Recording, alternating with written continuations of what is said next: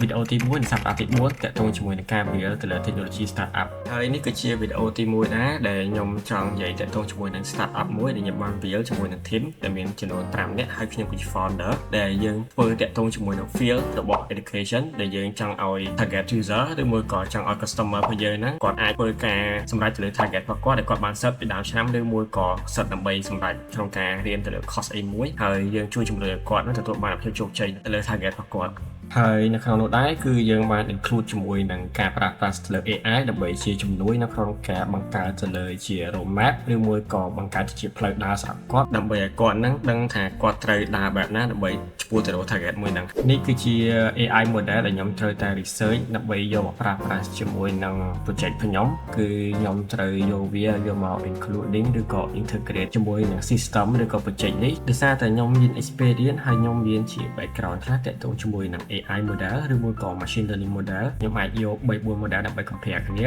យក model មួយណាថាវាអាច success មួយក៏វា success rate របស់វាគឺវាខ្ពស់សម្រាប់ project មួយនេះហើយមួយនេះដែរគឺជា service ឬមួយក៏ជា budget plan ដែលខ្ញុំត្រូវតែគណនាតាក់ទងជាមួយនឹង price ឬមួយក៏តម្លៃដែលថាខ្ញុំត្រូវបង់ទៅលើ service ផ្សេងៗសម្រាប់ deployment ឬមួយក៏ការ hosting ទៅលើ model ផ្សេងៗនៅពេលដែលយើងចូលទៅកាន់ production ហើយមួយនេះវិញគឺជា prototype ដែលយើងបាន design ដែលយើងមានគ្នាចូល3នាក់ design ទៅលើ prototype ទៅលើ data ខាង online team ដោយយើង focus ទៅលើ mobile application first តោះចឹងខ្ញុំគិតថា video week 1 player យើងគឺចាប់ត្រឹមប៉ុណ្្នឹងសិនតែថាខ្ញុំអត់ទាន់មាន progress អីត្រូវ update តទៀតគឺខ្ញុំត្រូវតែអាន paper ហើយខ្ញុំត្រូវ research មើលផ្សេងៗតាក់ទងជាមួយនឹង strategy ឬក៏តាក់ទងជាមួយនឹង finance ដោយសារតែខ្ញុំត្រូវធ្វើខ្លួនឯងទៅរៀងពិបាកបន្តិចប៉ុន្តែ it's okay ខ្ញុំត្រូវ learn វា step by step ហើយខ្ញុំអាចថាតែក្រោយយើងនឹងមានការ develop ដោយសារតែយើងបាន design ច្រើនតាក់ទងជាមួយ production របស់យើងហើយអញ្ចឹង let's see ជាមួយនឹង next week ឬក៏ next video នៅក្នុងទឹកក្រោយទៀត